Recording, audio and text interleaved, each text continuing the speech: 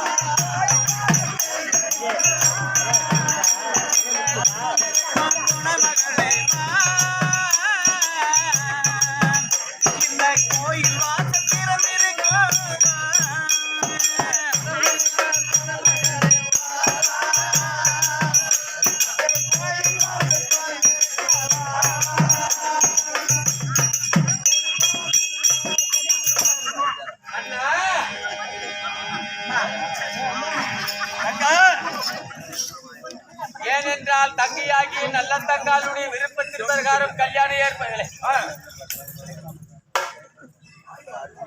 தங்கையினுடைய விருப்பத்தின் பிரகாரம் கல்யாணம் நினைத்திருக்கிறீர்கள் உண்மைதான்.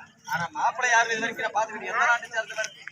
அதாவது யாராவது அறிவாளம் செய்து வரும்படி ஆனே காசி மன்னன் வந்திருக்கார். அவர்தான் மாப்பிள்ளை. அப்படி என்றால் தாய்க்கு பிறகு எனக்கு அண்ணா நீத்தான். உண்மைதான். இதுவரைக்கும் தங்களுடைய வார்த்தையை நான் தட்டி பேசியது கிடையாது. நான் அன்னைக்கே சொன்னேன், எந்த மாப்பிள்ளைய பார்த்தாலும் நான் கல்யாணம் செய்துக்கணும்னு சொன்னேன். மாப்பிள்ளை வர வைங்க, மணவரைய சொல்லிங்க, ஐயரை வர வைங்க, நல்ல நேரத்துல கல்யாணத்தை ஏற்பாடு செய்யுங்க.